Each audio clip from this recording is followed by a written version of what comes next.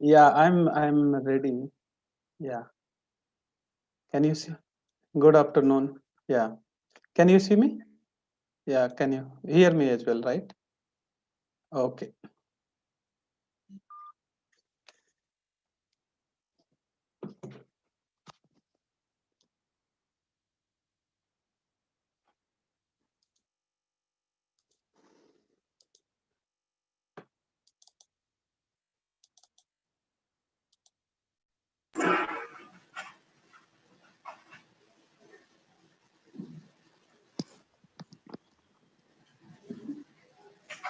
How are you?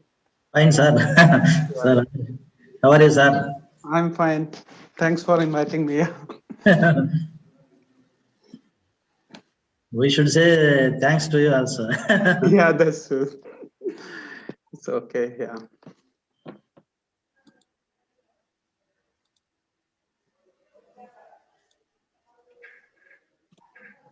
Participants are joining slowly. Okay. Maybe we can wait a little bit. I don't know.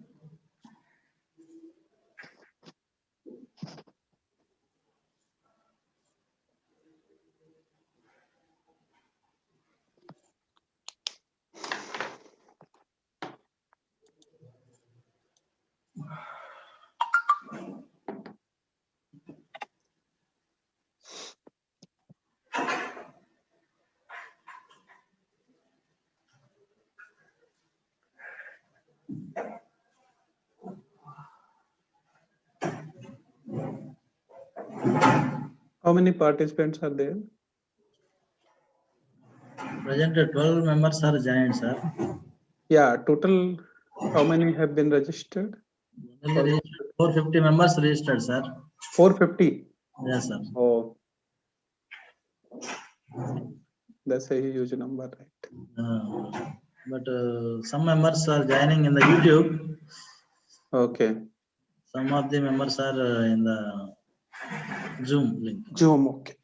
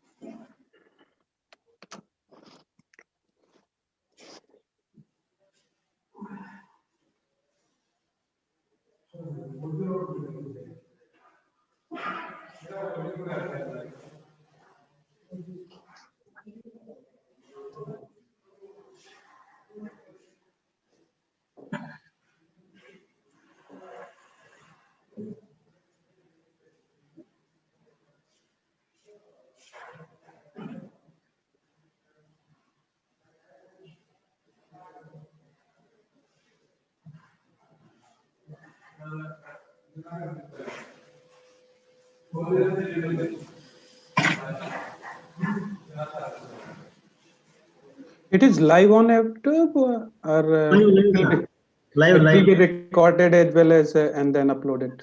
No, sir, live. Only live, right? Live.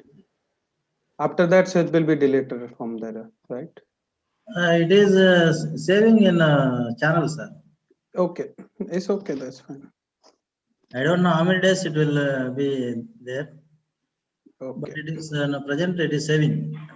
Okay, yeah, it's saving. You can delete that later. So Yeah. we created a YouTube channel. Okay. So on that YouTube channel, all the videos are saved. Okay.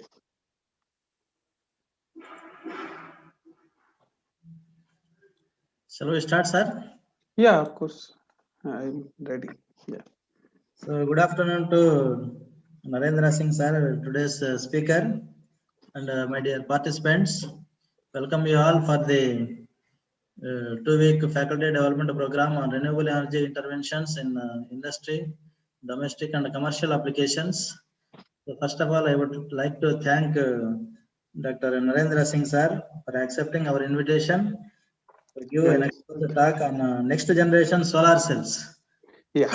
Uh, before handovering the session to Narendra Singh sir, I would like to introduce sir. So Yeah. Dr. Narendra Singh is currently working as assistant professor at the Department of Chemical Engineering, Indian Institute of Technology, Tirupati, Andhra Pradesh. Sir pursued his PhD degree in chemical engineering from Indian Institute of Technology, Kanpur in the year 2018. Sir worked as a postdoctoral researcher at the National Institute of Advanced Industrial Science and Technology, Nagoya, Japan. So, Sir also served as an assistant professor at the Center for Advanced Studies at APJ Abdul Kalam Technological You University, are very good. Oh, ഞെറ്റങ്ങോട്ട് പോകുന്നില്ല അതുകൊണ്ടാ. Lucknow, and senior project engineer, കേട്ടാ profile പറയുന്നടാ. technology, senior Kanpur. Project Kanpur IIT book എടുക്കടാ. Moreover, Sir received MTech from Indian Institute of Technology, Delhi, and a BTech degree from Harcourt Butler Technological Institute, Kanpur. Sir has authored 13 research articles in the reputed international journal, including Langmuir, ACS, Applied Materials and Interfaces, Catalysis, Science and Technology, etc., and 5 book chapter. So, sir research interests are the fabrication of nanostructures, noble metal nanoparticles, metal oxide nanofibers, solar energy, quantum dots, etc., and surface treatment of polymer metal surfaces for multiple applications such as for photocatalysis, wastewater treatment sensors, energy devices, oil, water separation, omniphobic surfaces, etc. Sir, research article entitled Mutton Bone Derived Hydroxy Apatite Supported Titanium Oxide Nanoparticles for Sustainable Photocatalytic Applications. was highlighted in Research Matters News. Another article, enhanced visible light-driven photocatalytic activity of AU at the rate of AG core shell biometallic nanoparticles immobilized on electrospum titanium oxide nanofibers for degradation of organic compounds was published as a front inside cover article. So this is the regarding the Narendra Singh sir. Now I would like I am handovering the session to Narendra Singh sir. So, Yeah, thank you very much for this nice introduction. So I'm happy to deliver a talk at this RGM College of Engineering and this College of Engineering and Science and Engineering and Technology. Yeah, so I also thank to the Department of Chemical Engineering who invited me for this talk, right? And this, I think, this renewable energy is a latest area where we have to work on because it's all others like non-renewable sources will be sometimes it will be depleted, right? So how this intervention into the industry, domestic or maybe commercial application, that is a very good topic, I think. So I think over the last, I think 10 days, people are enjoying this FDP program. So in this regard, this I will come up with the solar shell, okay, which is a one kind of renewable energy, and it's also huge impact. It can be huge impact in the near future. So I will start with my presentation. Yeah, sure. Can you see my screen? yes, sir. Okay. So I will present the solar cell basics and also this, what different type of generation have been happened. There will be little bit more discussion on this new generation type of solar cell, which is mostly in the third generation and also few materials from the second generation as well. So before going to this, this will be the content, this introduction and motivation behind this, why this solar cell is important, right? And then what is the basic understanding first, if some will maybe know the solar cell, how it works, but maybe some of you not knowing this, how this solar cell will work. So that will be some little bit understanding about this, how it solar cell working, okay? And after that, I will go for the silicon side solar cell. These are the different type of generations of solar cell, and thin film solar cell, organic photovoltaics, and also this perovskite photovoltaics, okay? So motivation behind the problem is that one, that's, if you can see here, this global warming is happening, right? Because of the emission of fossil fuel. So fossil fuel is the problem, right? So fossil fuel is increasing this CO2 emission, and every 10 years it will be increasing by 2 degrees, right?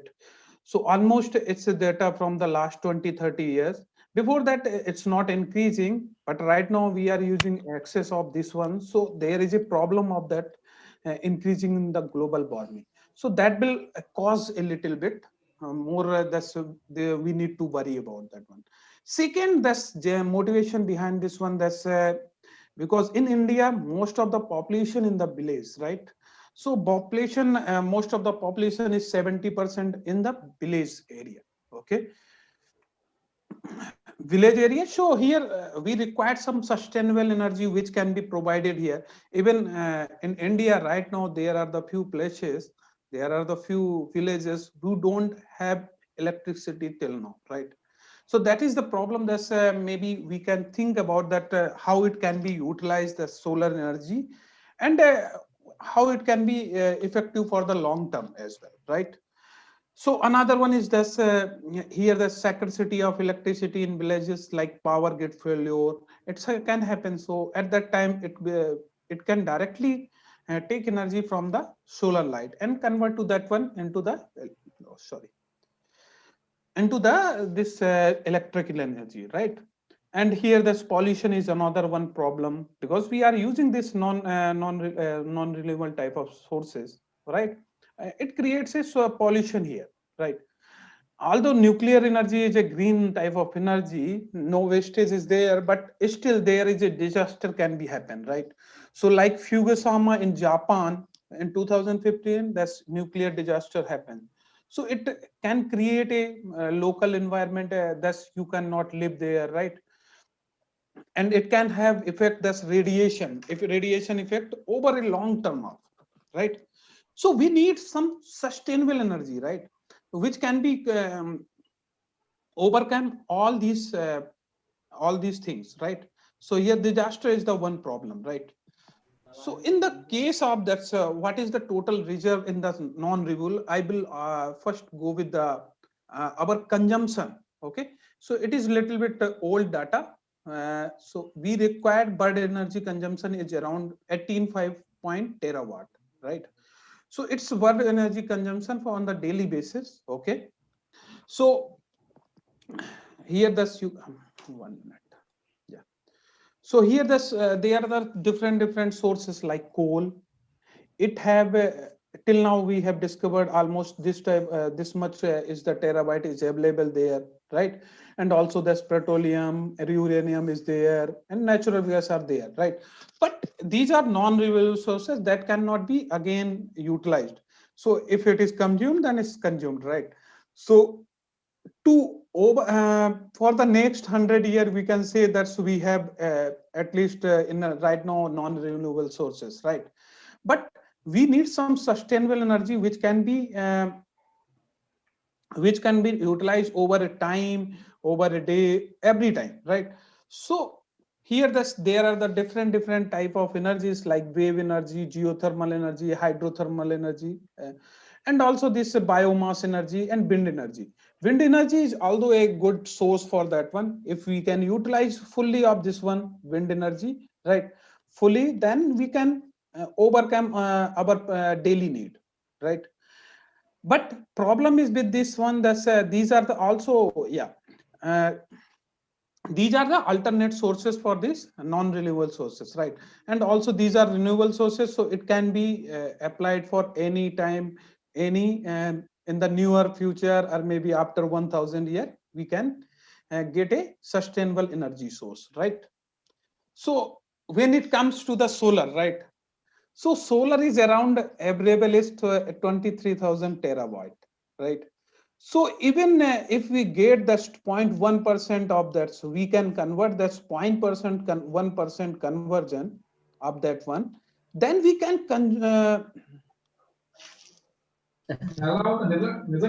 so then uh, we can require our requirement of energy, we can go for that one, right? So this is the motivation behind this why solar energy is important. But still there are the few problems, like here this I can say the solar energy is a renewable source, right? So renewable source we can utilize for that. And here this daily consumption of this energy, this is availability of 720 times per day, is 720 times to the what is requirement of a human energy. Okay, human energy consumption is for the one human, like all the humans, it is available 720 times than that one. So it is a huge source, right? Even we can if we get only 2-3% only of that one, we have additional energy which can be utilized for the further industry and other things, right? And even new sources we can utilize for that one. Okay, so here this again this given this, so what is the percentage is there right now in our all these renewable and non-renewable sources. So mostly this non-renewable sources right now it's utilizing. Okay, so only this around 76% is from the non-renewable sources, and all others 23% from the 23 and 24 around percentage is from the renewables electricity is there. So mainly this is comes from the wind energy, also there's biopower, geothermal, and all these things. Okay, this is the hydrothermal power. This is due to this dam and all that one, right? And here this you can see the solar energy conversion. Solar energy its consumption is very less in compared to that one. Why it is less? That is actually another concern for the research, right? So here you can see that's non-renewable sources. When we go for this levelized cost for that this electricity, at that time this non-renewable sources is low cost electricity. these are the different costs, different sources from which we can extract this electricity, right?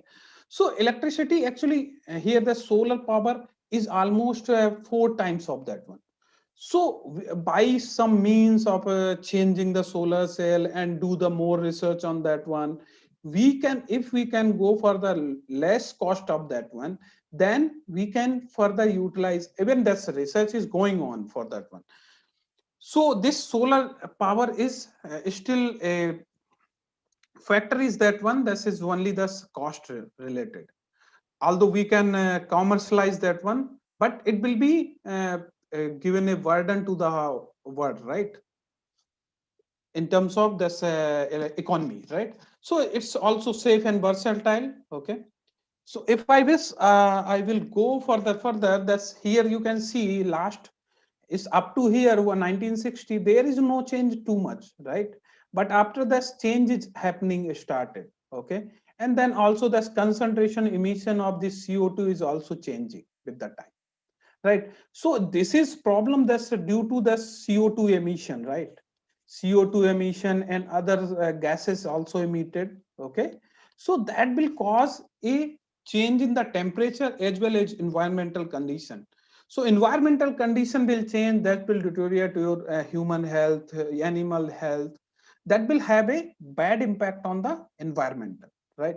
So environmental remediation is also required at that time. Any question? Yeah. Hello. No question, sir. Okay. Somebody on mic. Okay, so maybe yeah, that's why. If we this environment is also, atmosphere is required. Thus, if at the moon, this temperature is around minus 18 degree. Okay, so atmosphere plays an important role to cool down that one to a certain level of that one, right? So here, this if I go with the solar spectrum, okay.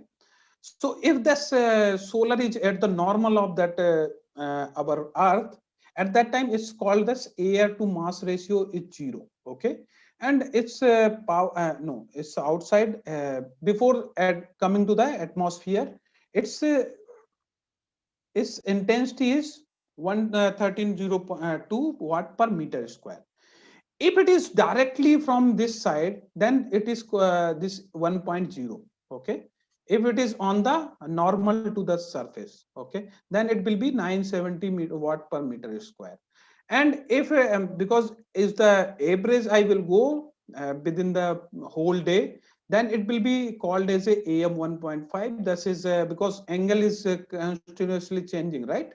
That's our sun is moving. Okay, so sun is moving, so there will be sometimes it's a high intensity will be on falling on that photovoltaic, and sometimes it will be not falling at high intense level. And also with the time and days, also with the months, is changing this radiation at a particular this point, right?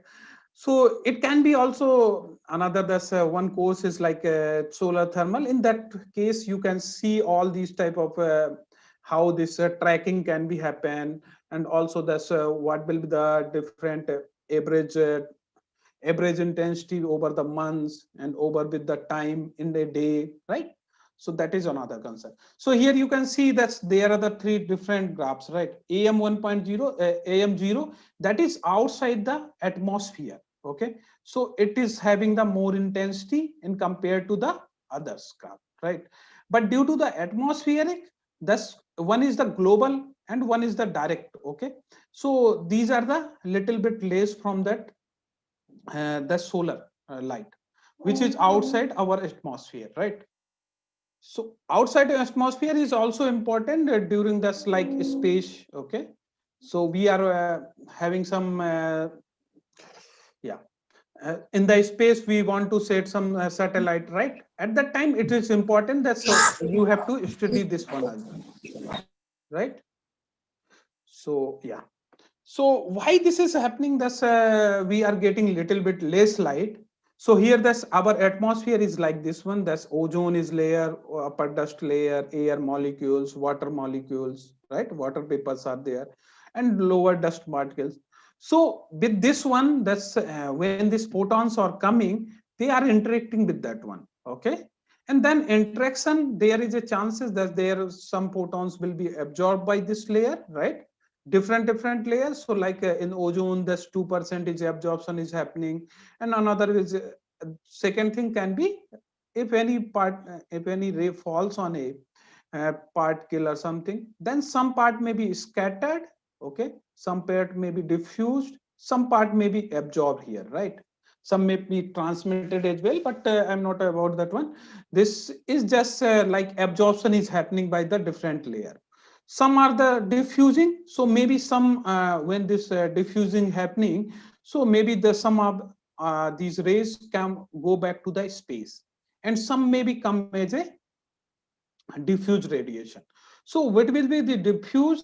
That is called the diffused radiation. Okay, so by the scattering it's coming. Okay, so it's diffuse radiation.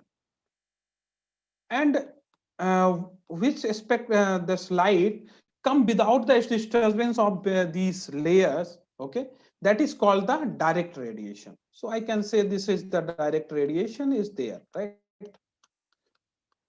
So here also this to change. So here that you can see that with the without that is okay, that is outside, but here you can see there are the different type of spectra which is showing this due to this absorption is happening, this due to H2O, this absorption is happening due to SO2 and H2O. So all these here the CO2 due to the CO2 is absorption is happening. So all these have been shown here, right? So direct spectra is this concentration solar set where this optical acceptance is small, and here this acceptance is high. So there are the two different, you can say that one is the direct you can fall on the only this maybe little bit small size. Okay, but for the global type of this diffuse, so we need some parabolic radiation or maybe elliptical radiation. So here the elliptical radiation is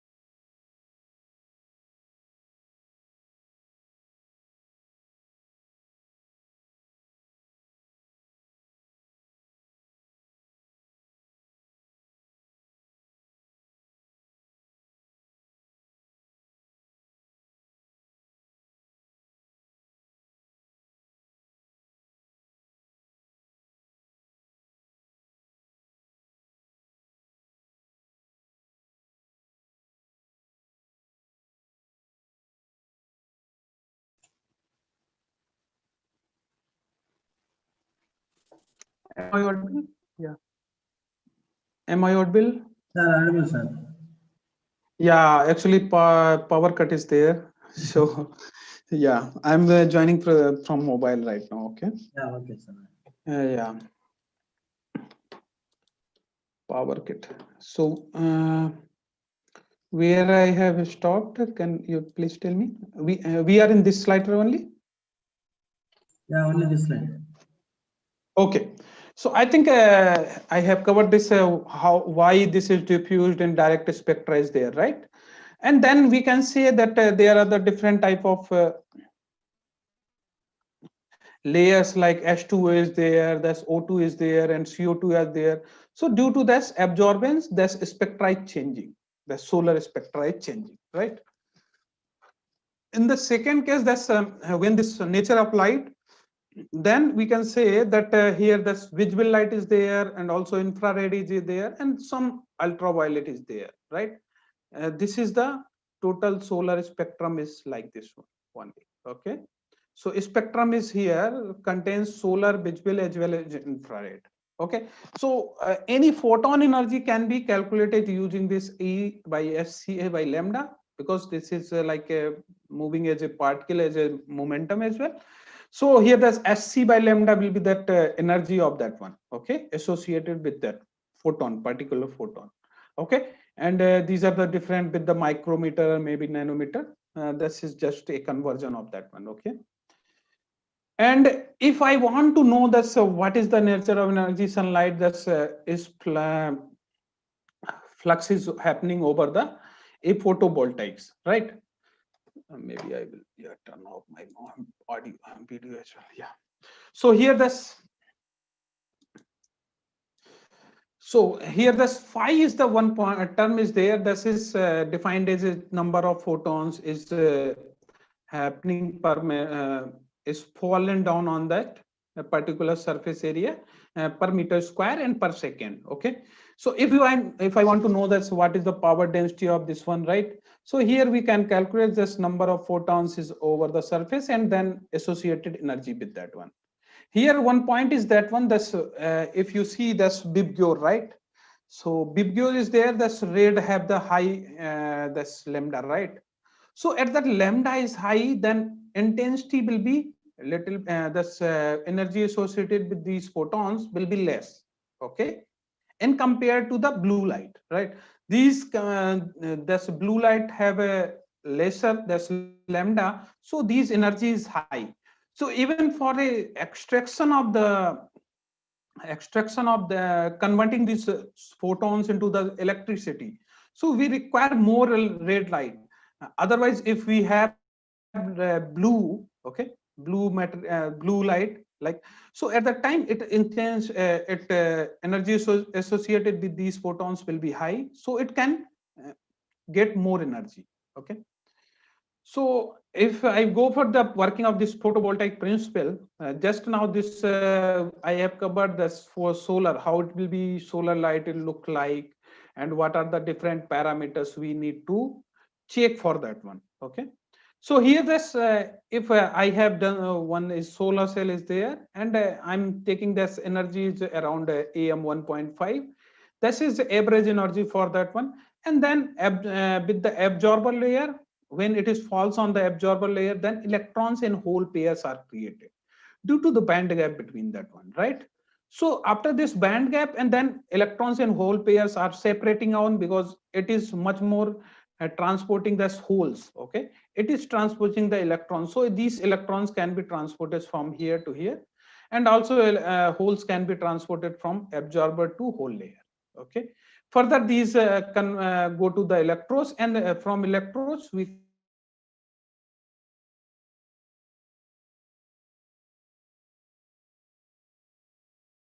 get light.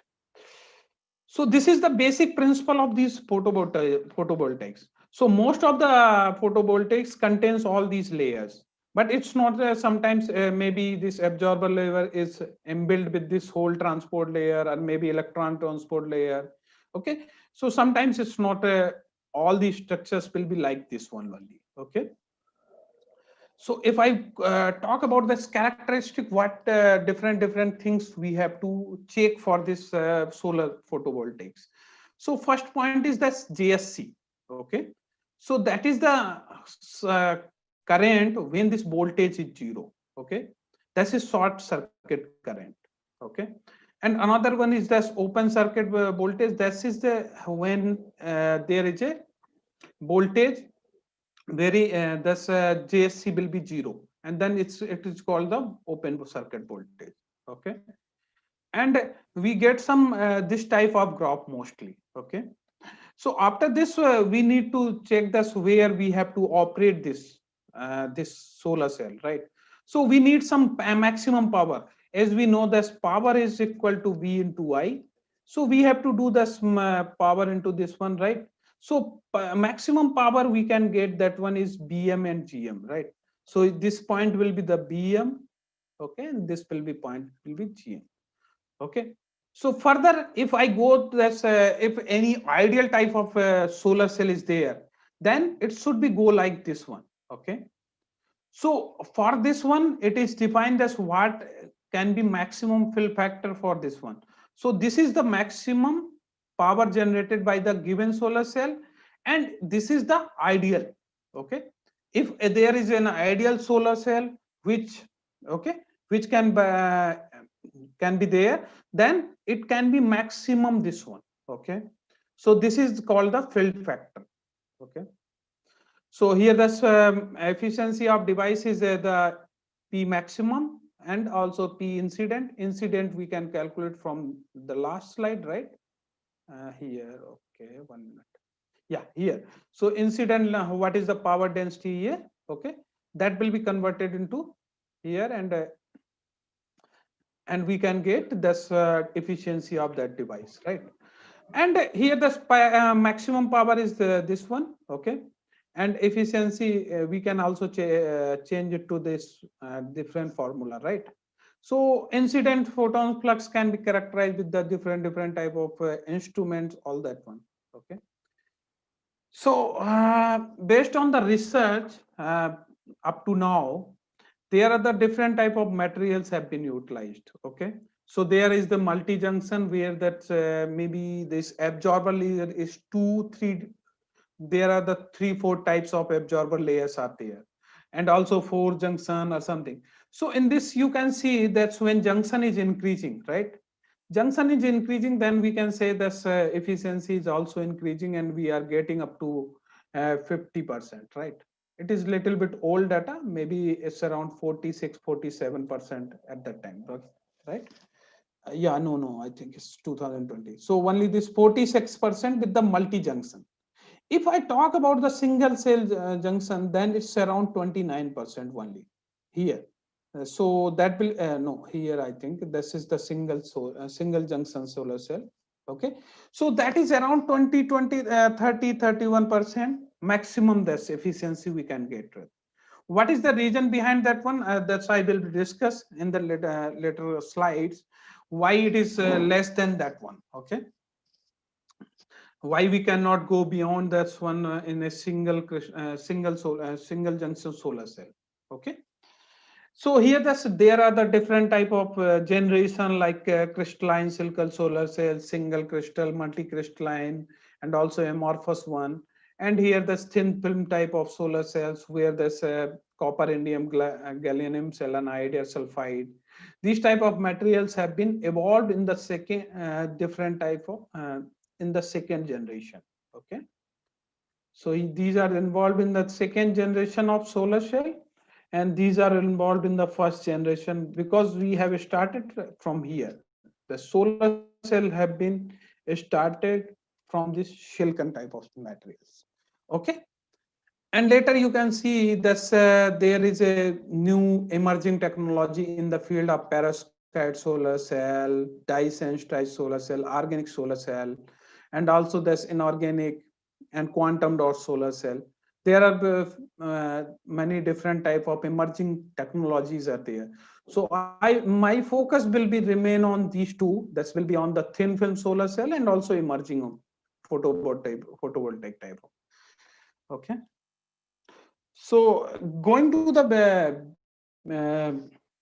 before going to the discussion of these different type of solar cell, just a brief discussion about that how a solar cell is working, right? So till now that's only this how this light is behaving, okay. And but after that one, because these are the semiconductor type of material, there is a specific band gap is there, okay.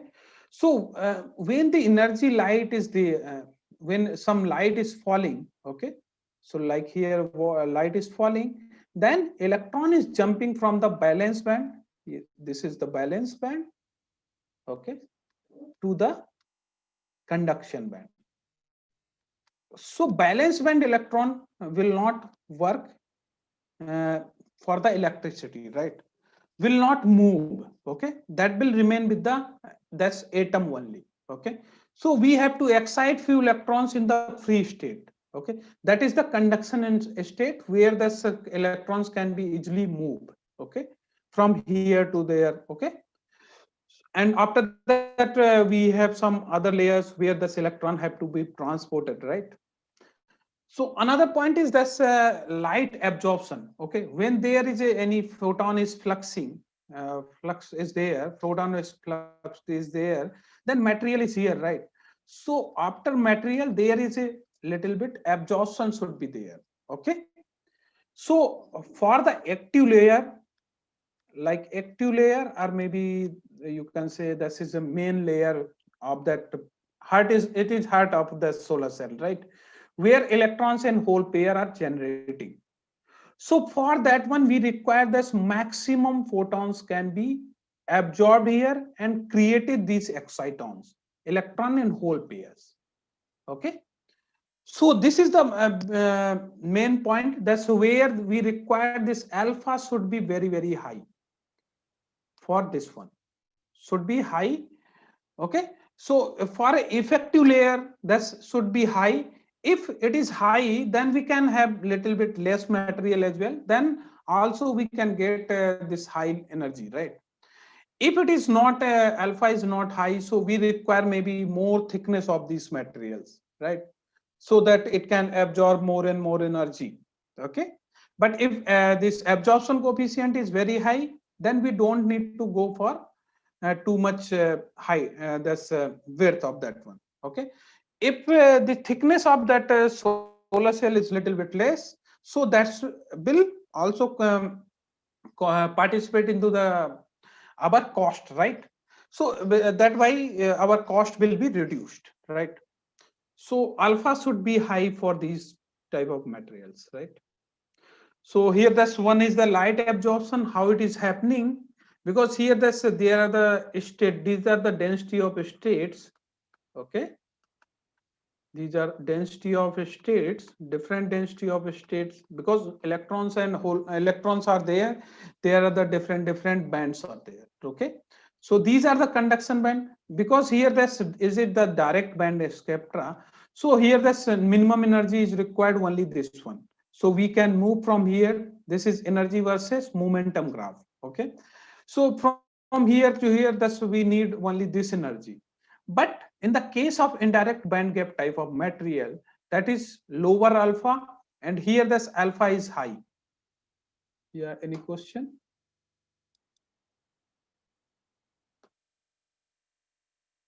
What does it mean, then, Dr. R. Uday Kumar?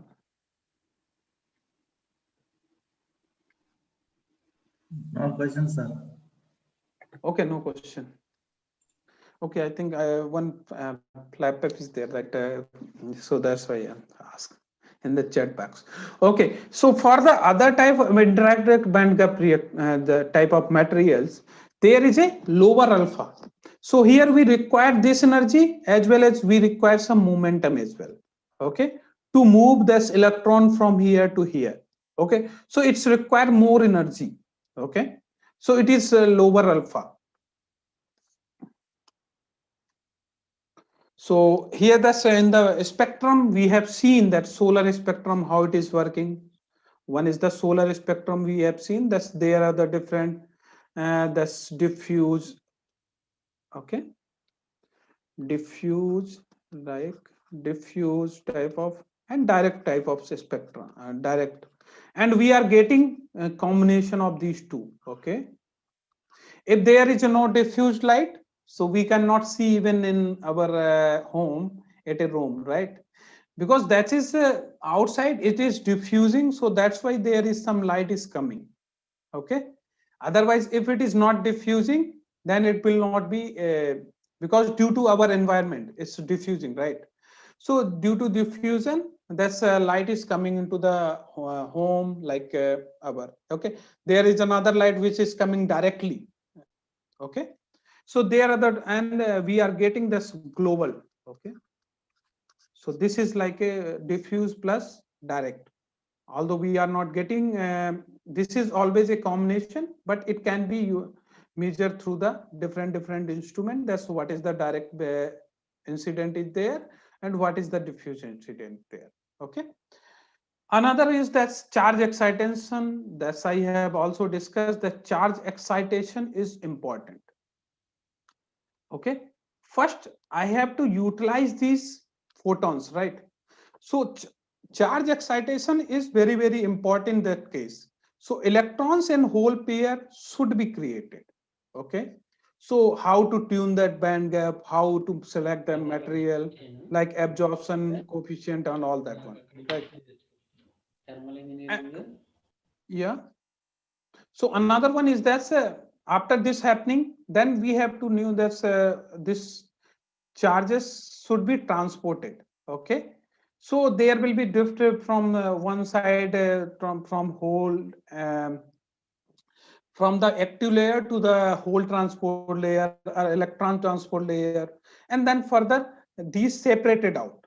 These are the continuous step with combination, Only the difference between this diffusion and drift. That diffusion is due to only this concentration of these electrons, and drift is happening due to the electricity. Okay, because there is a junction in between that one, so there is a electricity is there. Okay, because of the change in their electrons and hole pair concentration. So there is a drift. Okay, and after that it should be collected at anode. Okay, it should be connected at a node and then further utilized for the other applications. Okay, it can be utilized in home and it can be utilized in industries and can be in any commercial applications as well. Okay, so it will be dependent on only the power, how much power we require. Right now government has initiated on these things, they are planning for the more solar driven power plants, right? So it can be used in because it is a huge energy, right? So we can get a uh, we are not energy we are mostly in the energy sufficient. Okay, so another parameter, so if it is designing parameter I will come, then we have seen this eta is like this one, ISC, BOC and FF and incident. We cannot do anything in the incident radiation, right? That will be the incident, whatever the incidents we are getting, that is the incident radiation. But it will be dependent on location to location. So we cannot go for that where this incident radiation is very, very less. So at that time, solar cell is little bit difficult. That's we cannot get too much high efficiency on that. Okay. Here, this one point first is the like ISC. If it is high, okay, then we can also get energy efficient, right? Higher SC, then we require some lower energy band gap. Because why lower energy? This electrons and hole pair is generating right here. So if it is less, band gap is less, then more electrons and hole pair are generating. So these electrons and hole pair is contributing in this, right? ISC, that's current. Okay, so that's high current. For the high current, we require some low energy band gap. But in the contradictory, that's higher VOC, we required higher EG. These are few equations which is dependent on this different short circuit current, open circuit voltage, light. Okay, but we don't need to go for that one. That's if high voltage. So whatever is the voltage across this one, right? That will be dependent only on this band gap. What is the band gap of that? If we require more higher voltage, then we have to go for the higher EG. So there is a two demand, right? One is demanding the lower EG, one is demanding higher EG, right? So these are the two different contradictory, that's are opposite phenomena, right? That's one is basically favoring the lower energy and another one is favoring the higher energy. So at that time, we have to think about that. So which will be the optimum for that one? And higher fill factor is dependent on the only this resistive losses. That is shunt and series resistance.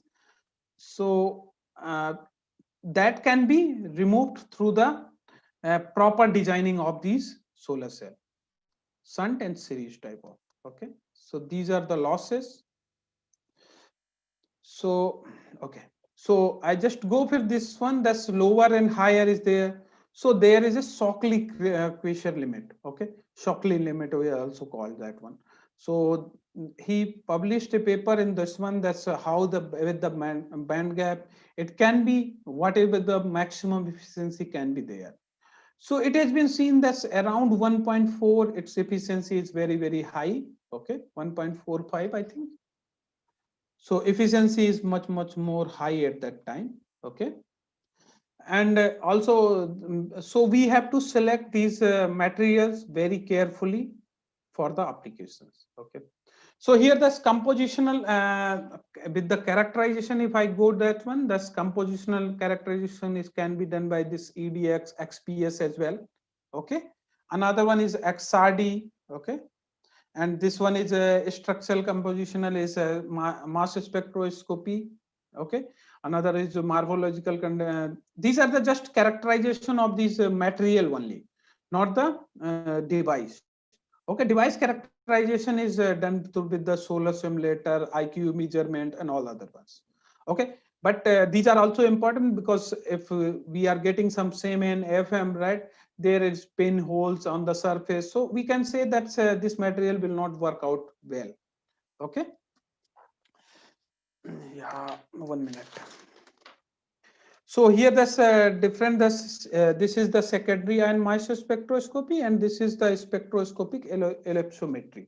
So we can go for this electroscopic ellipsometry to check the optical properties of that one. Also, you can go for this UV base and all that one, how this material is performing. Okay.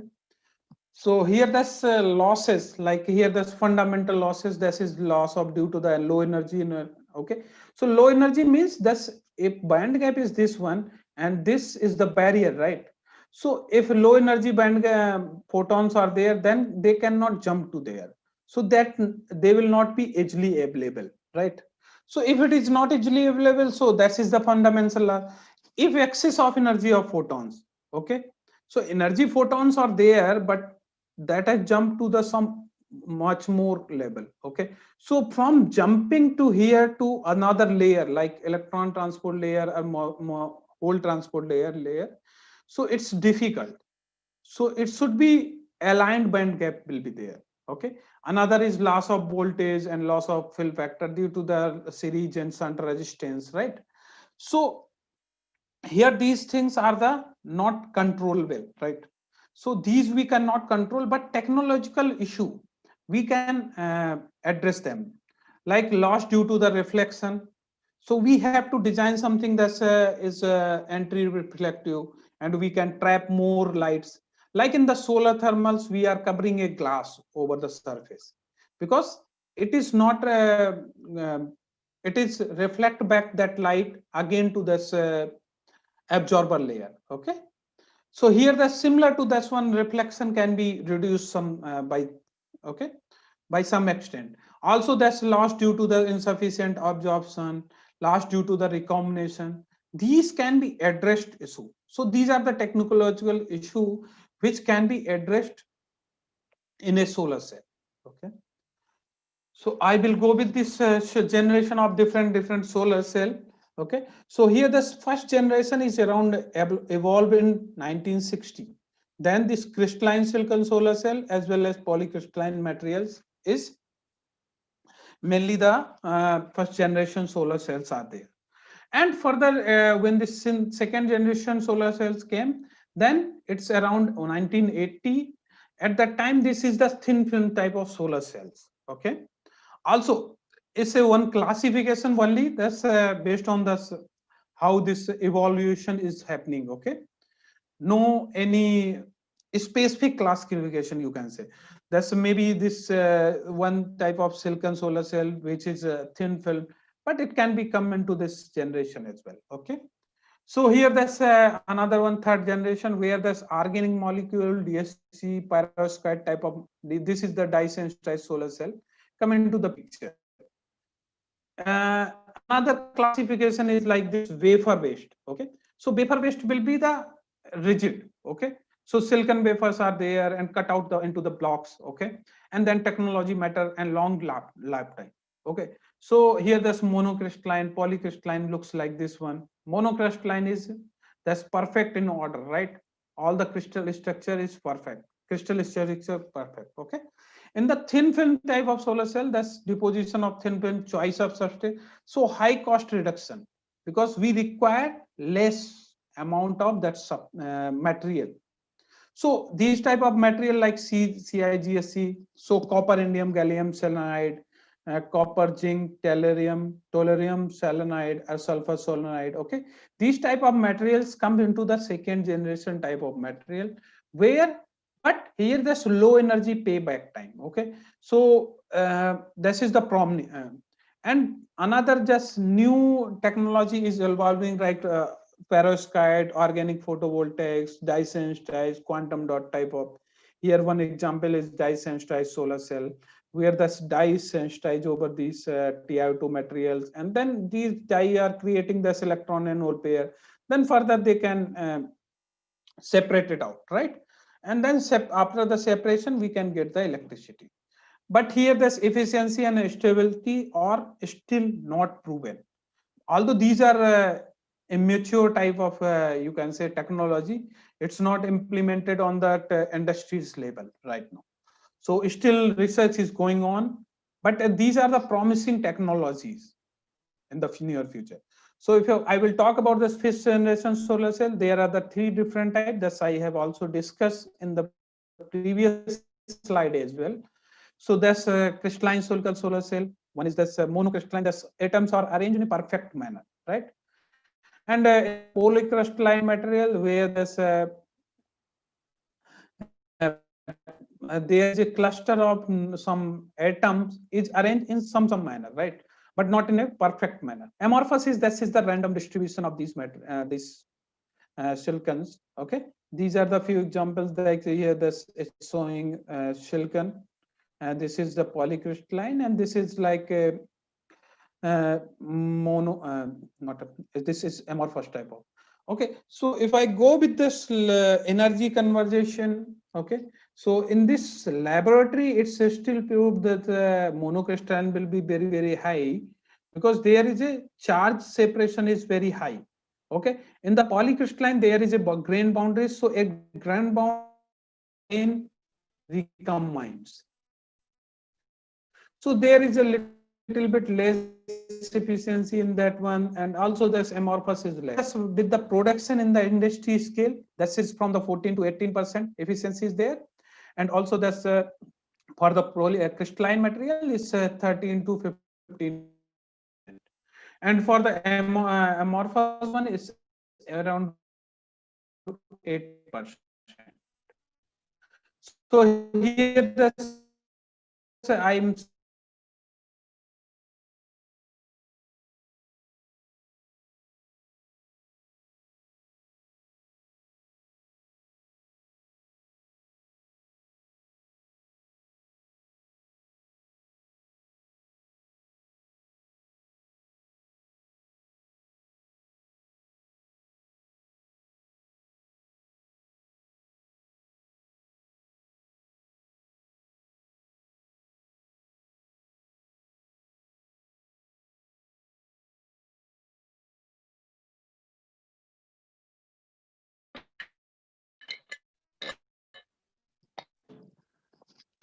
hello.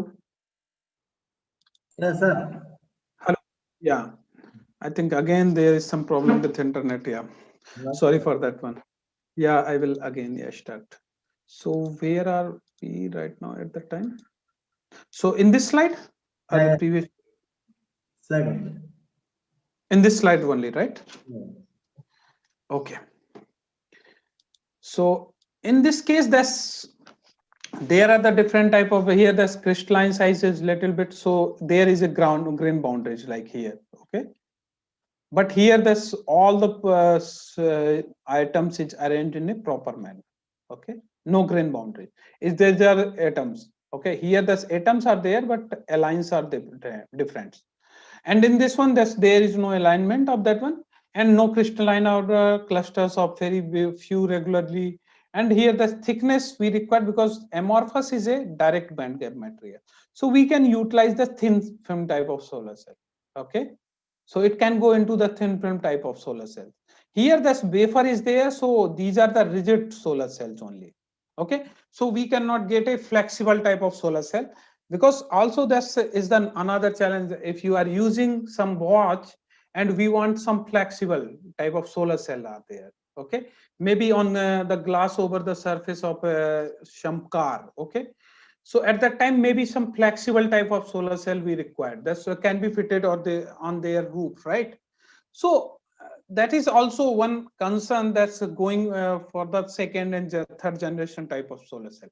Because for the crystalline solar cell, it's like wafer based. If you do some want some flexibility, then it will break. Okay, it's like a brittle in nature. Okay. So just properties of this material, that's diamond cubic structures, indirect band gap type of material.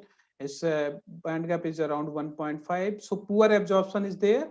Okay, and refractive index, because so also this silicon material is reflecting too much light again. Okay, this is the point here. This is given. This reflection is very high. So we are wasting some energy right there. Reflection high. So we are wasting some energy. So also required some doping to improve these silicon type of solar cells. Okay. So here there's a few examples are there. There's a monocrystalline solar cell. Mostly it can be utilized for where there's commercial application and when there's the cost is no war, right? But this type of polycrystalline solar cell, it is can be utilized in the villages and out there where the cost is a factor. Okay, and another is like a amorphous type of material which can be utilized in like shells, there's watches, and simply there's a calculator and in many others application, right, where we required not too much energy. Okay, we required some energy for the time being, and we can utilize that one, right? So what is the different point that says, because here we require efficiency is always high, right, but this production is pure silicon, that is too high, cost is too high, cost high. Okay, here this cost is high, but in the case of this polycrystalline, cost is little bit less. Okay, cost less, but efficiency also go down. Okay, efficiency is also low.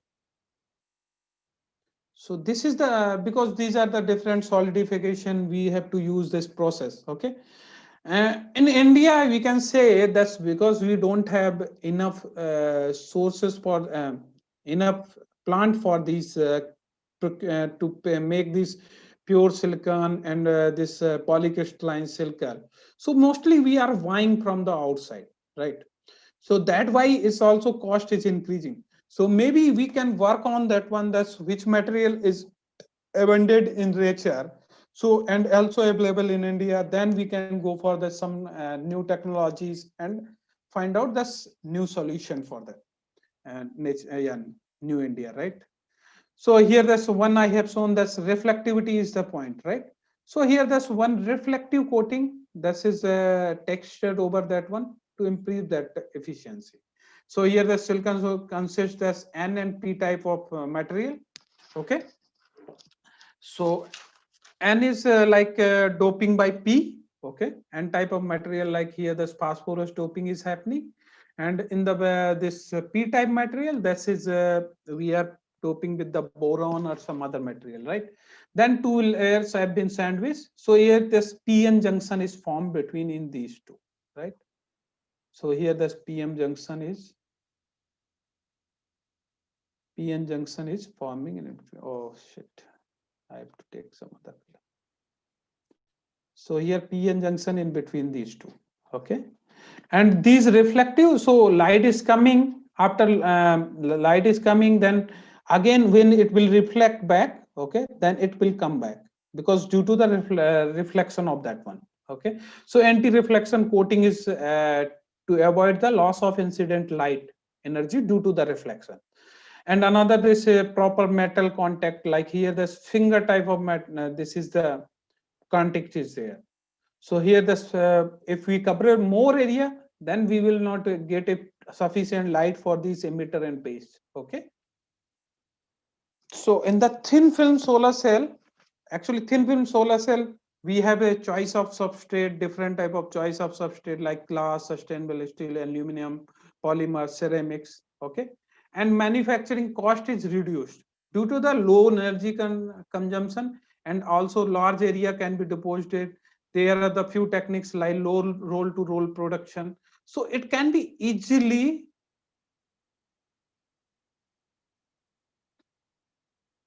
adopted by the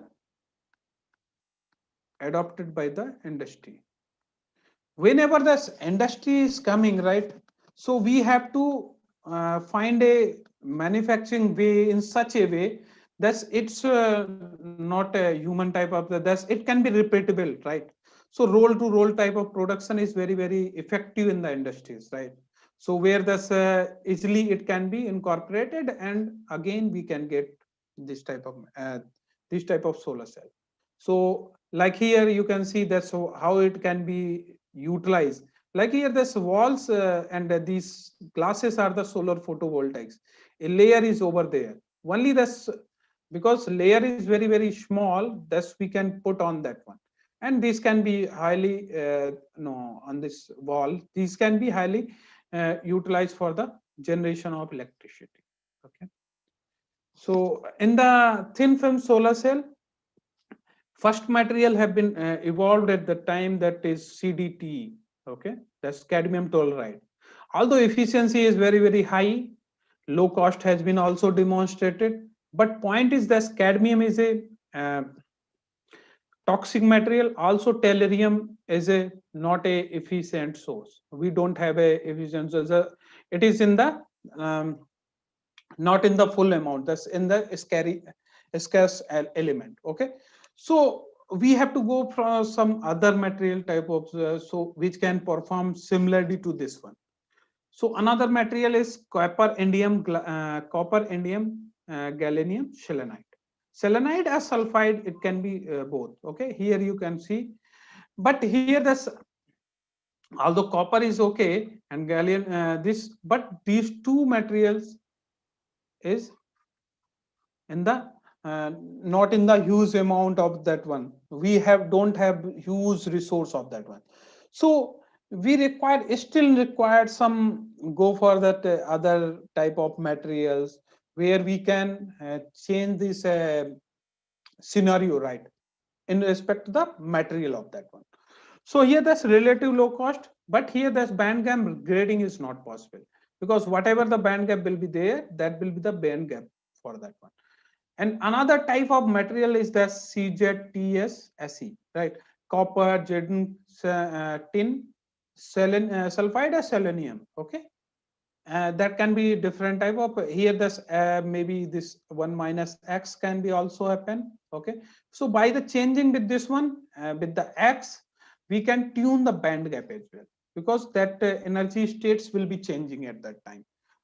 It is also low cost, but efficiency is here a challenge. Okay, efficiency is a challenge. Although its materials is abundant and all these materials are available, so we have to some come across some other type of materials which can enhance their efficiency, right? So here just a brief introduction. That's a different type of, because here this copper indium gallium selenide, right? So this is the first and third and sixth. They are the six group material. Okay, copper indium gallium and selenoid.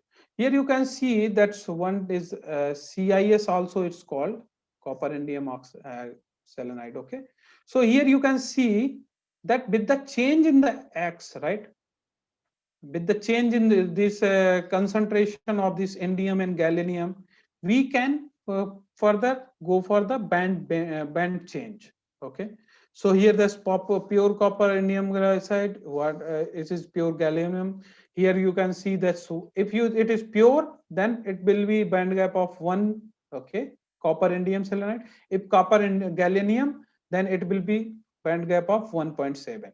If it is in between, then it will be changing from 1.7 electron volt, right? So here it is a tetrahedrally bonded. So this is like a one thin film type of solar cells. Okay, here you can see that's what are the different layer, like glass. This is like a whole transport layer.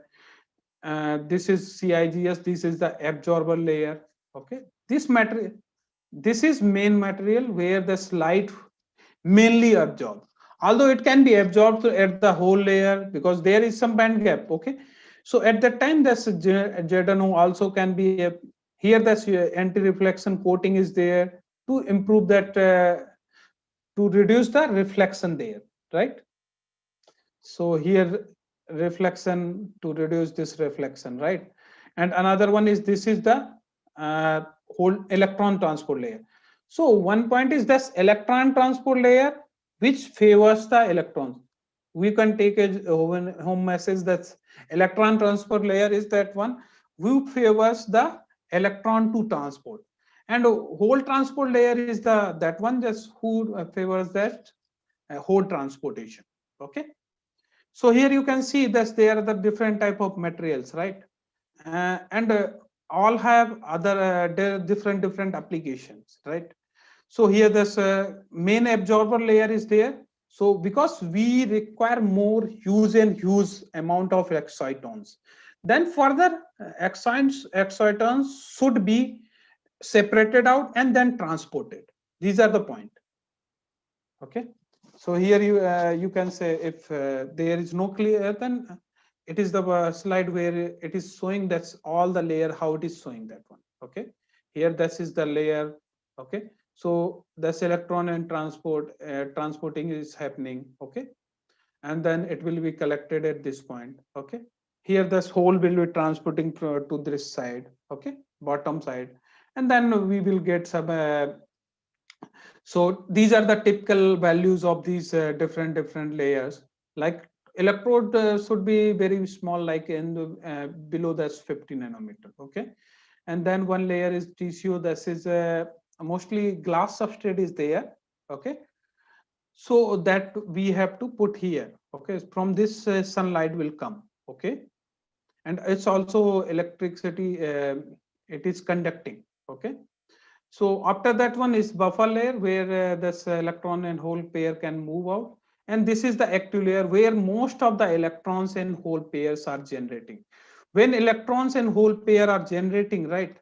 So because due to this one, after certain time, if it is not extracted, okay, then it will be recombined again. Okay, so like here, if we have excited one electron to there, right? But here one hole is there, so here this one vacancy is there, here this one electron is there, charge is there. But if you are not extracting to the not extracting this electron, right, after certain time, even it is in the fractions of second, like femtosecond or nanosecond around. Okay, so it again recombines to there. In the femtosecond, one excitance is generated, and generally in recombination happens in the femtosecond. It's in the 10 k power minus 12. Okay, and in the femtosecond is around 10 k power minus 15 electrons in a whole pair are generating. So improve this efficiency, we need that electrons should be transported immediately. Otherwise, if it is there, then it will be again recombined. Okay, so point is that one. So this is all about this thin film solar cell. Okay, further that's new in the new generation, this organic solar cell type of material, where that's advantage over the inorganic type of material. Till now I have discussed only this inorganic type of material, right? So in this classification can be different type of. Okay, so here this advantage over the inorganic device, that's lightweight, lower cost, cheaper availability, also tunable properties due to, because here we are utilizing this polymers. Okay, these are organic polymers are there. Okay, so flexibility is also the key role at that time. So like here this flexibility is there. You can see that this is the flexible solar cell. Okay, so in this one there are the two different type of structures. When this negative electron is taking this electron from that one, then it is called this regular type of structures. And when this positive electron is taking holes, then it is called the inverted type of structures. Okay, so I'm not going to detail on these here. This active layer I will discuss a little bit on that one. And also these layers, what are the different layer like P dot PSS and ZNO and all others. Okay, so here this it has been proposed that if we have some bending different type of material which can transport this electrons from some point, so here this blending is happening. Okay, so like okay, maybe I will come with this slide later one. Okay, So here you can see that electrons, if organic photovoltaics is compared, then here you can see that dollar efficiency will be very, very low. Okay, if I go for the organic efficiency, organic solar cell efficiency, okay, cost will be, right now cost is around this one. Okay, because organic solar cell till now around 9-10% only have been achieved. If we exceed more than 15 and lifetime of that solar cell is 15 years, then we will get generation of electricity at the rate of 0.36, which is I think a very, very good for that one. Okay, so here this, okay, point is that one in this electron and donors. Okay, so yeah, can any question? Any question? Okay, I will go ahead. Yeah. So here this inorganic type of material, right? There this dielectric constant is high. Okay, dielectric constant is high. So with the electricity, because there are the different junction is there, right? So with the at the junction there is a some electron rich, some will be hole rich. So there will be at the junction some electricity will be there. Okay. So due to the electricity in the K is high. Okay. So that's why they are separated out in the inorganic type of solar cell. But in the case of organic solar cell, this dielectric constant is not high. Okay, so these electrons and hole pairs are moving together like that one. Okay, so here you can see that there are the different type have been given. That's if there is a band bending between that one, so easily that an electron and hole pair can separate it out that one. It is a general one. It is this when this band bending can be happen. Okay, like a graded type of materials is there where this band is changing continuously. So it may favor that one, although it is still in the theoretical basis. Okay, there is no much more about that one advancement in this one. Still we are facing in this issue. Okay, although it is the idea that's where this electron and hole pair can be easily more incorporated, more can be transported. Okay, so here there are the different type of junctions can be suggested, right? So electrons and hole pair are here, right? So holes here electrons should be moved to this point, right? And because these are moving with each other, right? So there is a very, very much chances that it will recombine again. If it is recombined, then there will be no electricity, right? We are not extracting any charge, right? So there are the different type of solars, the other type of the checkerboard. Okay, so here there's one material.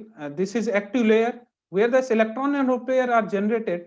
Suppose this is much more electron favored one. Okay, so it takes this electron immediately. So whole concentration are increasing here, and then it go to the electrode, right?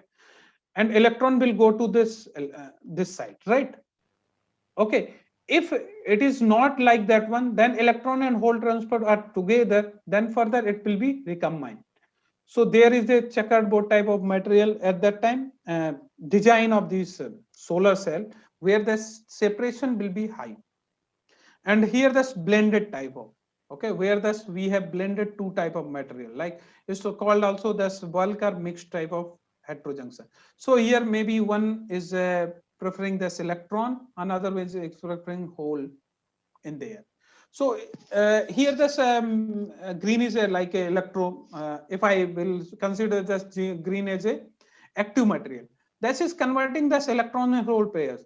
But when its electrons and hole pairs are there, then it is more favoring this electrons.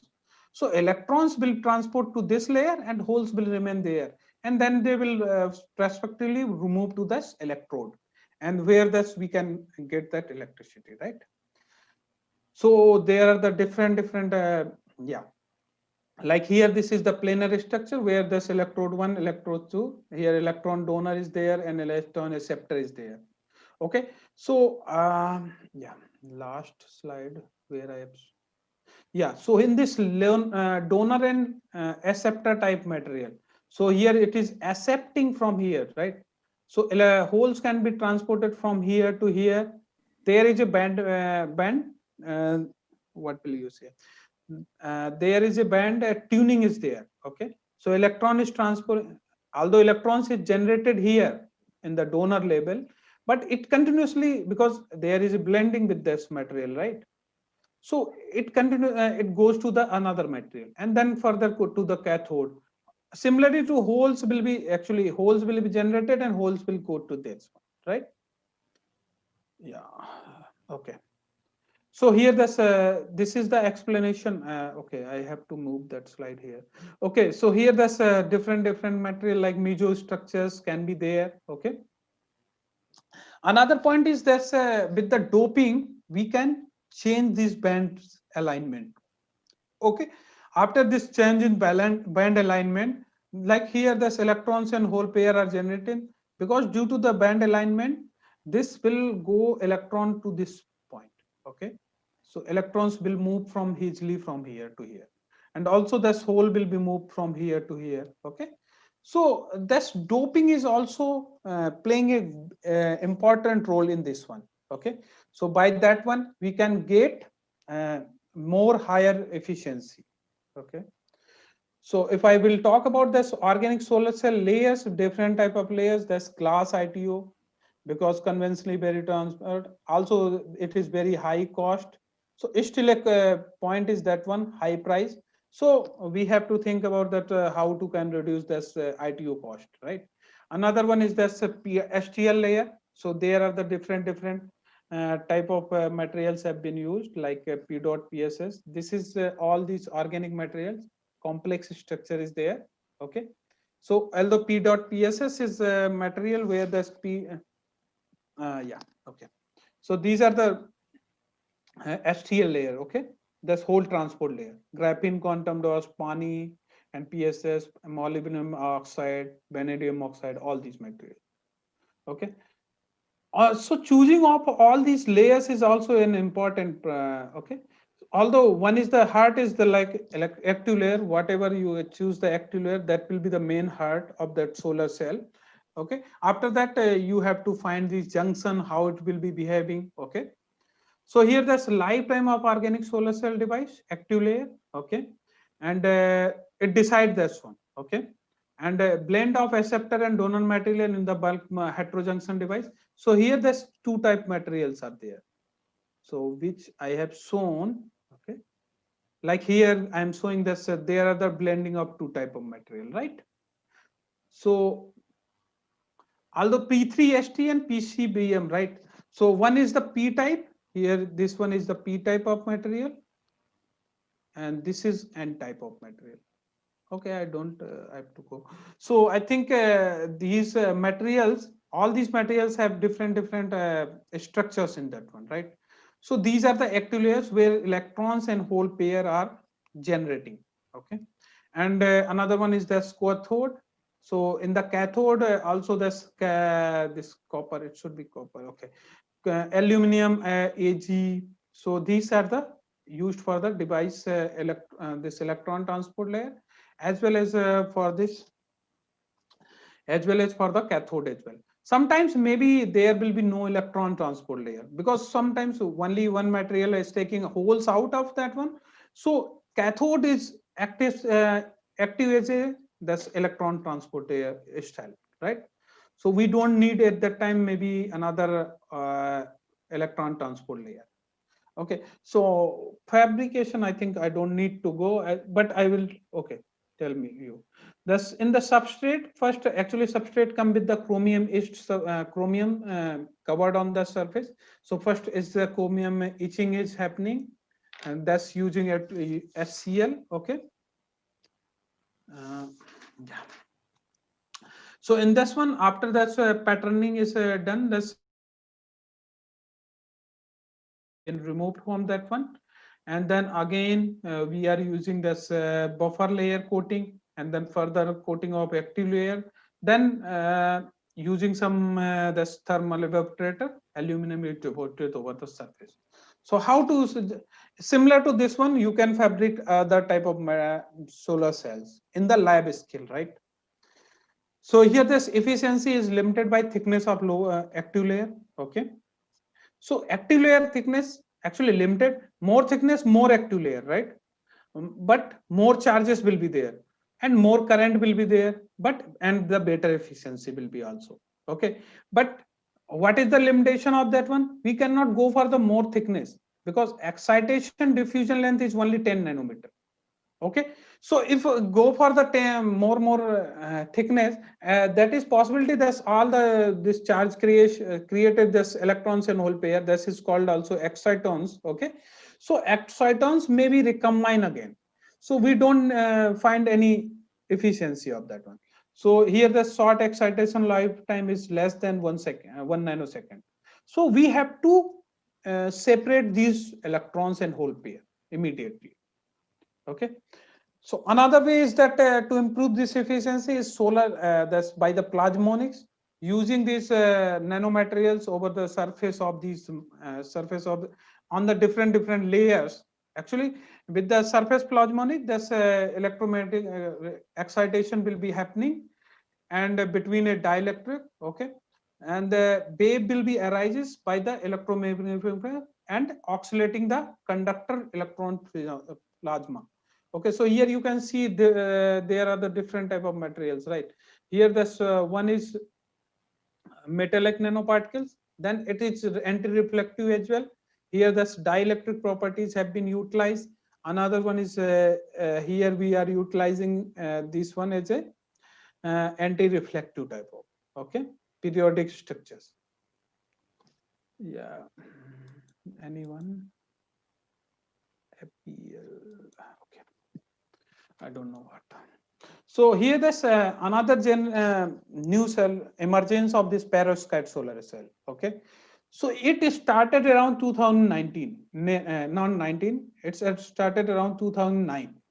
First solar cell efficiency is around only 2-3%, but in the last, I think only decade, 10 years, the evolvement is very high, because all these materials have taken a very huge time, almost 20-30 years to go for a very high efficiency.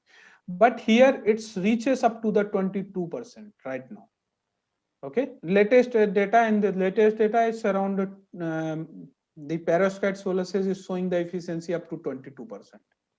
Okay, so I will discuss what is the perovskite structures. Okay, so here the perovskite structure is like ABX3 type of material, like one is the cadmium titanium oxide material.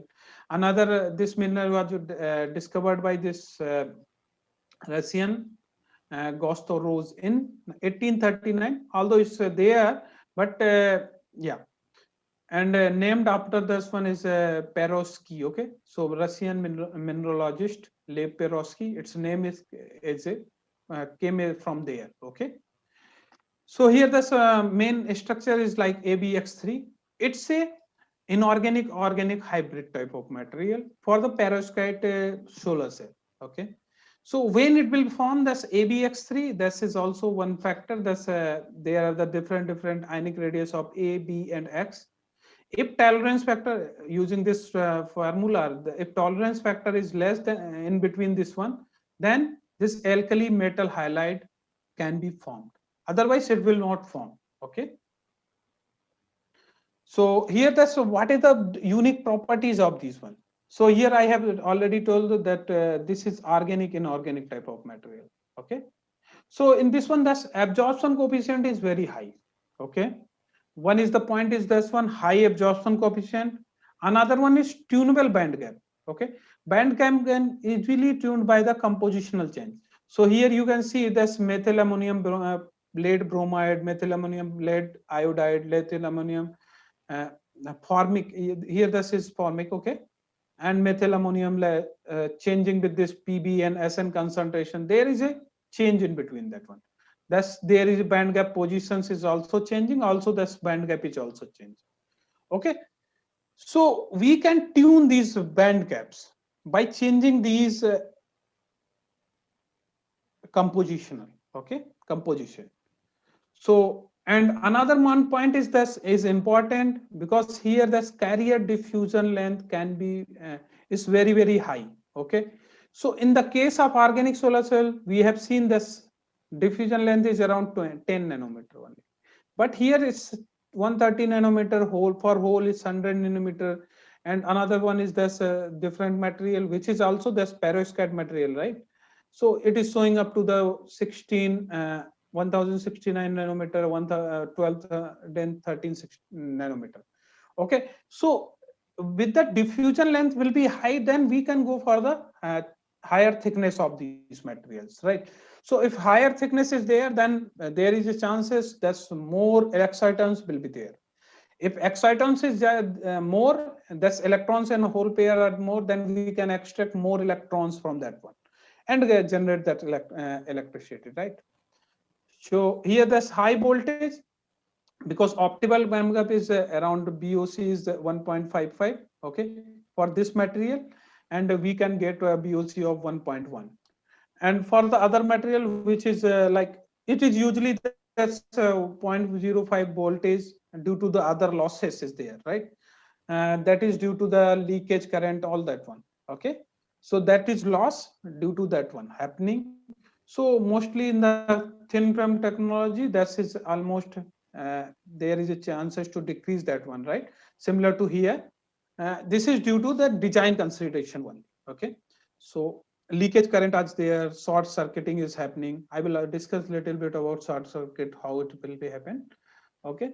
So here this you can see this CIJ is around 0.7. So voltage is high here.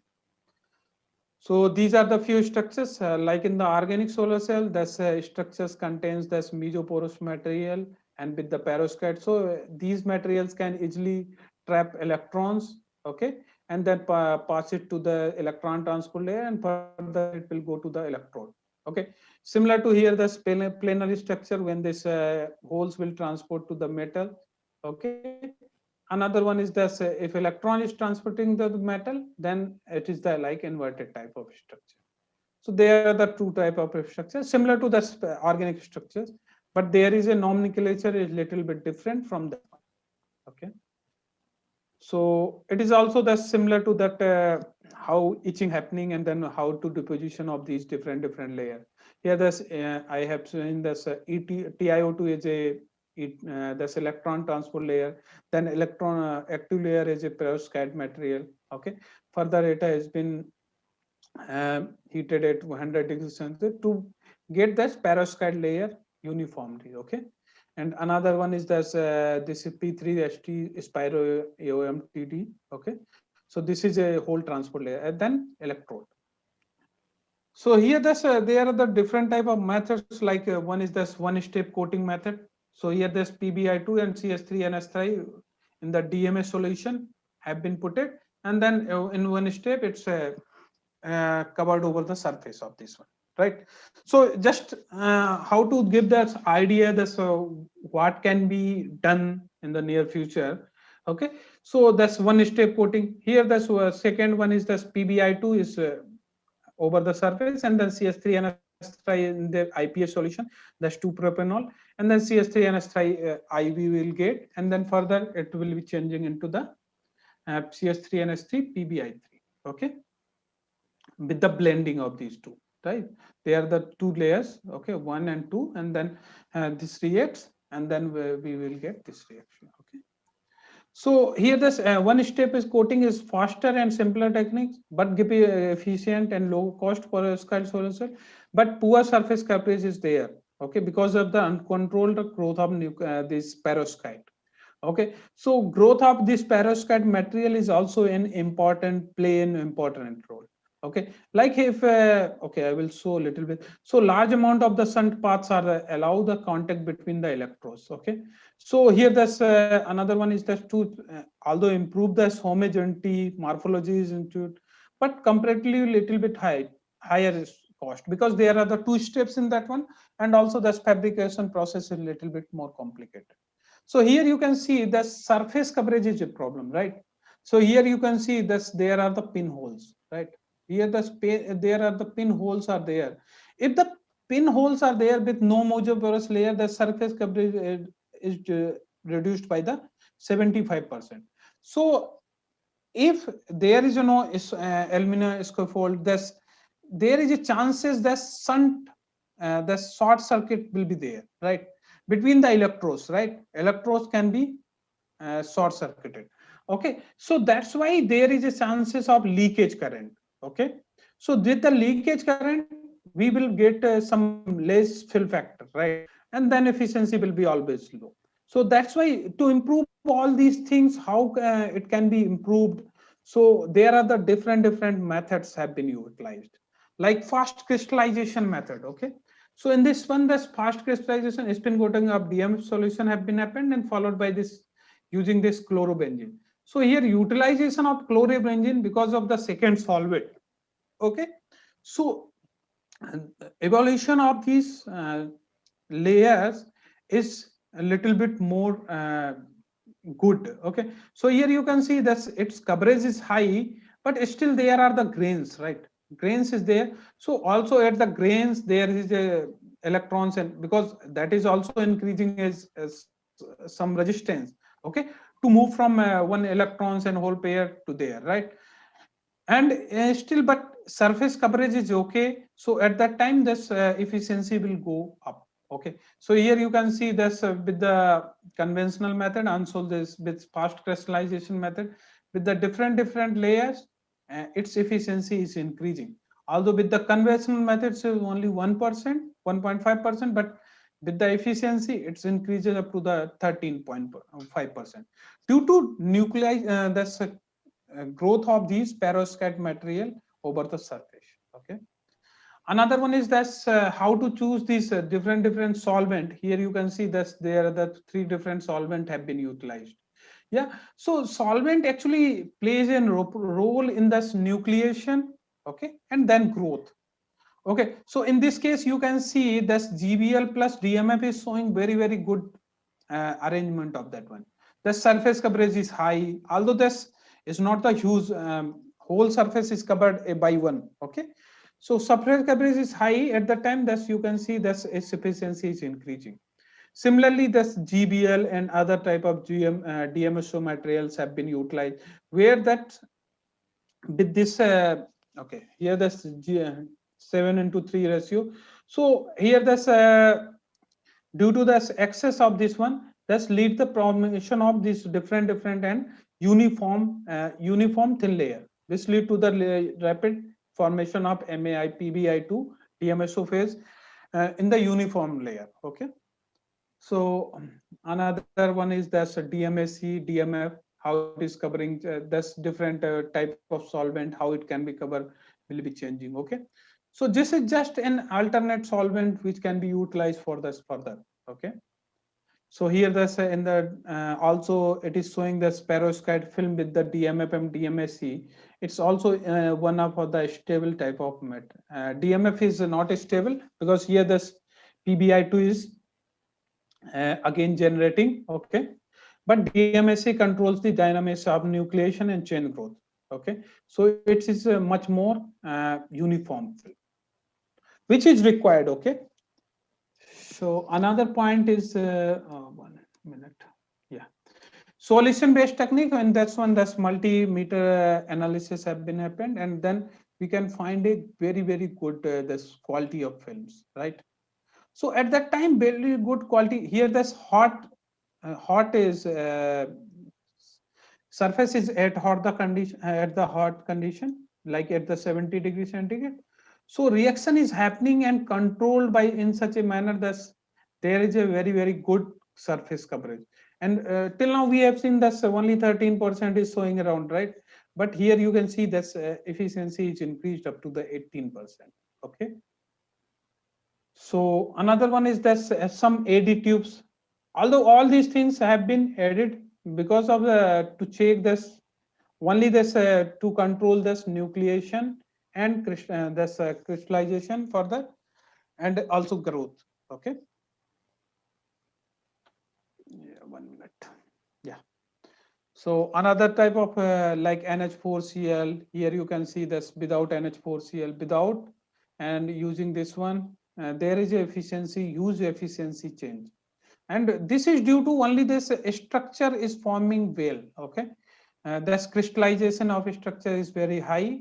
Okay, and also coverage is also 1 point, and here this only this crystallization is very good one. With the NH4Cl, you can see the peaks are very, very sharp, right? So crystallization is happening, right? So yeah, in the alkyl halide case, you can see that with the changing of these halides, different type of halides, there is a change in the efficiency. Okay.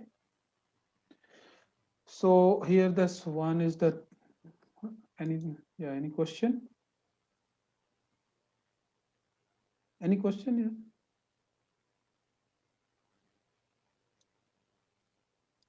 Okay, I will continue.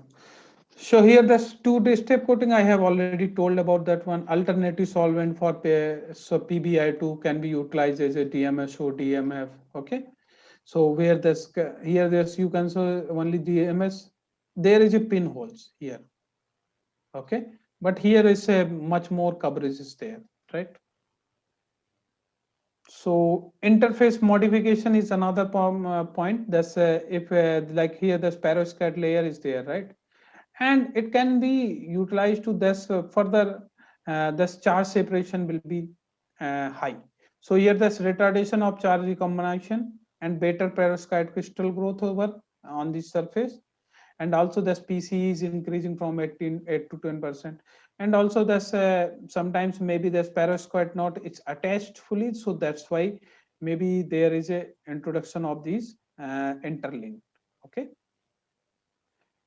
One another is that there's a new technique like vapor assisted. So first we have prepared this inorganic layer, this PBI2, but organic layer is CS3MAI is through the vapor, and then it is converting into the perovskite, and this is actually reproducible type of okay. So here that's good for the large scale industrial process. Above process result in enhance the film quality as well. So organic materials, yeah. Okay. So problem with the perovskite, till now this I have discussed about this, what is the structure of the perovskite, what are the different thing we need to do. Okay. So one point is that one that's we need to always think about this how to create this junction. Okay. If junction is perfect, then series resistance will be less. Okay. If series resistance will be less, then JSC will be very high. Okay. Another one point is this coverage of the surface open. Okay. One is the junction, one is the coverage. If coverage is very, very good, at that time this BOC will be high. Okay. If coverage is less, that means that's leakage current is happening. Okay. So there is a pinholes, and that will be not contributing that one. So that's BOC will not generate too much. Okay. So okay, so take home message for this one, that's there is a different type of materials can be utilized using this to control this crystallization, and for the perovskite material crystallization control, and even that's what is that crystallization, surface coverage, and junction of that one. So this is the these 3 points I think is important for any perovskite solar cell to with the high efficiency. Okay. And one point is that stability and toxicity. Okay. So these are the limitation of these solar cells. Okay. Perovskite solar cell. Perovskite material is easily decomposed in the presence of oxygen and moisture due to the hygroscopic amine compound in the compound. So here this it is the compound, but it is within 1 day, within even 1-2 hour, it's converting into again into the PBI2. So whatever we have done, then this efficiency is around 20%, then it comes into the 6 days, it's around 7% only, right? So main stability problem is there. So stability we need to address here. Okay. Although there is a few like new studies have been there where that X is changing. Okay.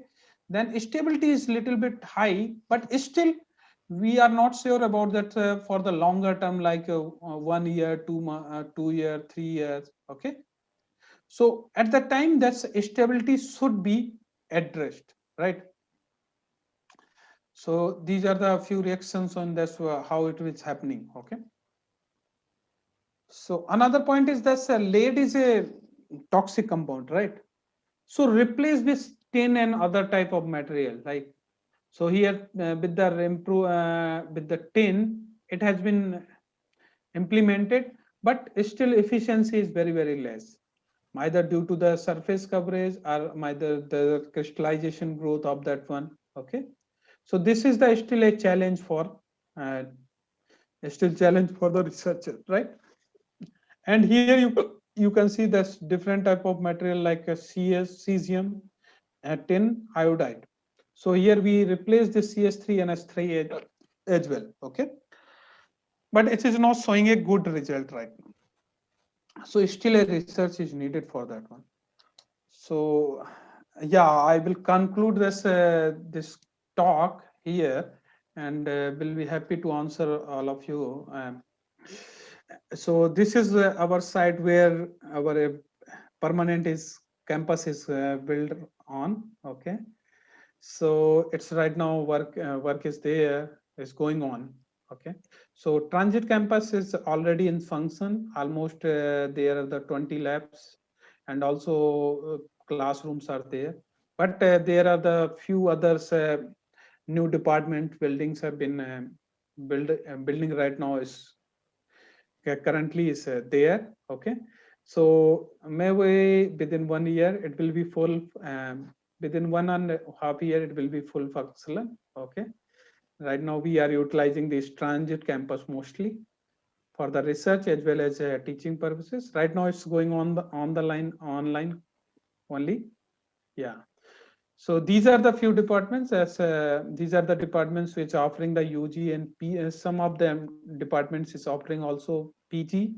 Okay, and also these departments you can happily contact to them, and if you have any problem you can also, yeah, check with them. So these are the few departments which is right now functioning in IIT Tirupati, and also there are the upcoming departments is also in the materials and all that. Okay, so thank you very much. Yeah, I will be happy to answer the questions.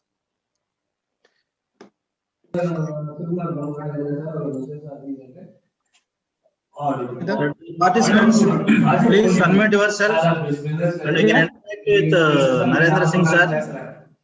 Yes, sir. What are you? Yeah, please. Sir.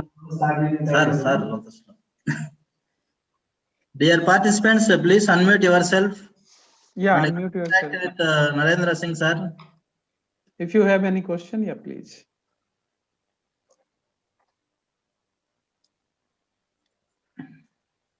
Good afternoon, sir. Yeah, please. Narendra, sir. Yes. Very excellent presentation. Can you turn on your video as well? Yeah, if it is possible. Yeah. This, I can. sir, usually the efficiency of photovoltaic cells is very low, na sir. Yeah, it's usually. Or, sir. No. Actually, in the silicon solar cell, it's around. Maybe I can show again. Yeah. Yeah, a little bit. Just wait. Okay. Now, what are the materials? Yeah. Use, Just nowadays? I'm coming to that So one. that we. I'm coming to that one. Yeah. Please. Okay. Wait.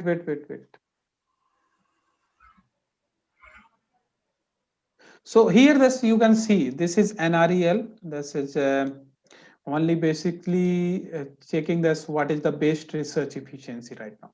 Okay. So like multi-junction type of solar cells, here you can see, right here this multi-junctions are there, right? So that has been up to the 46% up to that one. But when this comes into the single junction only, that is around this efficiency is around up to the 29% only. Okay. And other type of material like organic solar cell. Okay, here you can see this organic solar cell is there, right? So it comes up to the maybe 12-13% only, right? Perovskite material is there, right?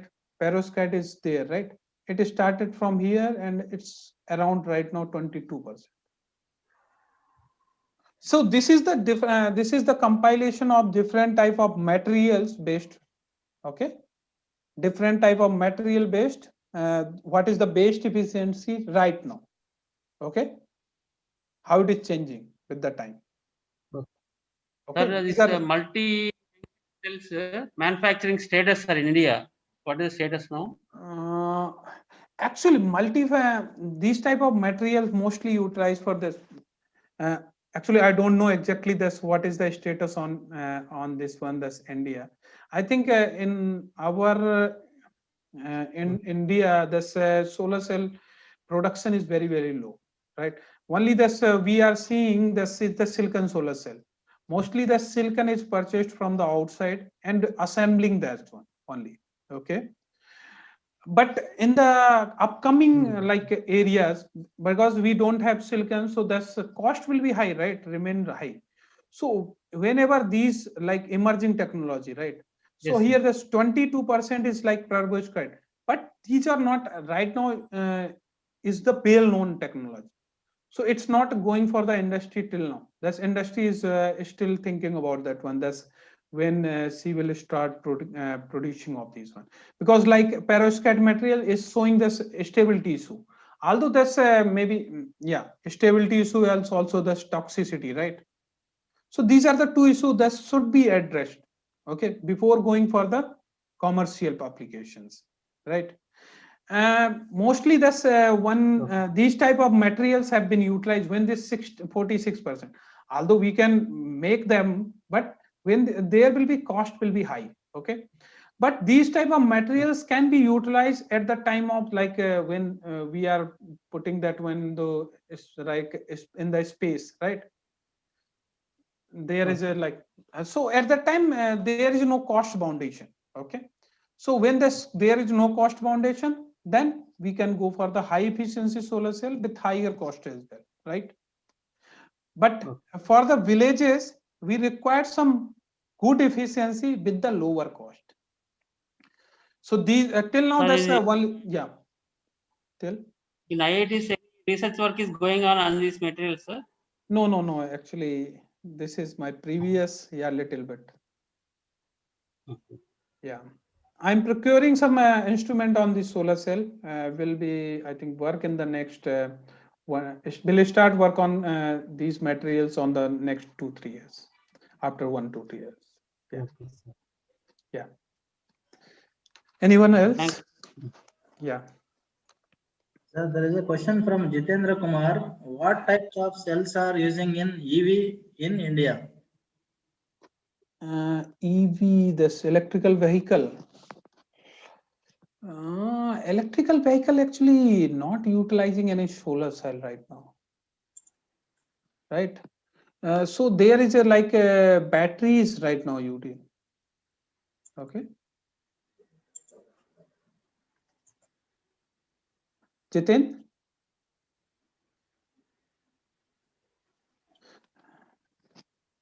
Still anybody want to interact?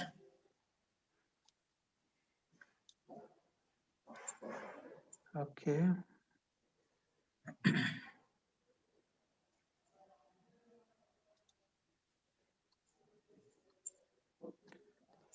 So what type of cells are using? Okay, that's it. I think battery is mostly utilizing in that one, right?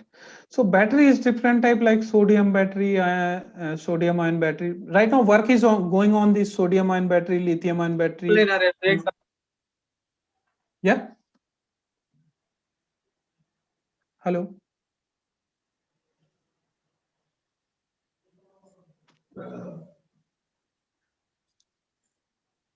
Hello.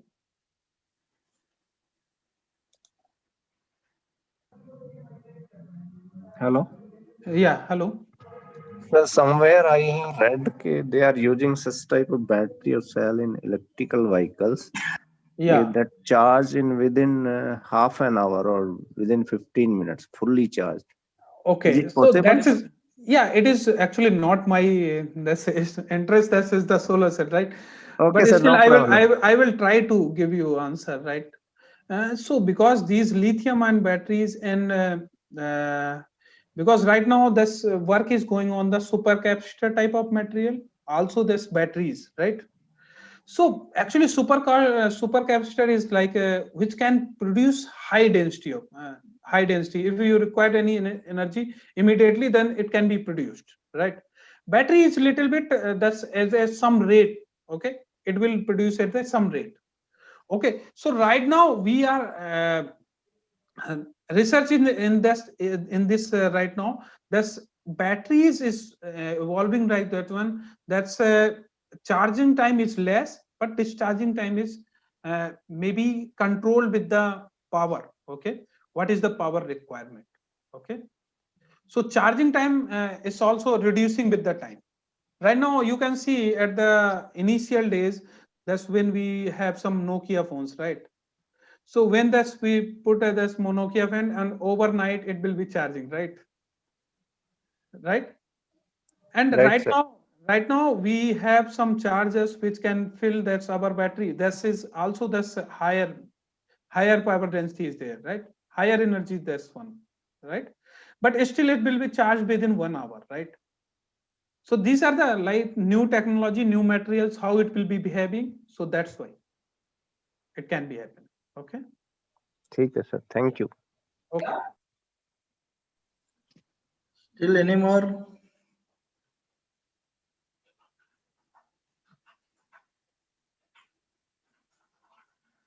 You can also type in the chat box. Yeah, you can type.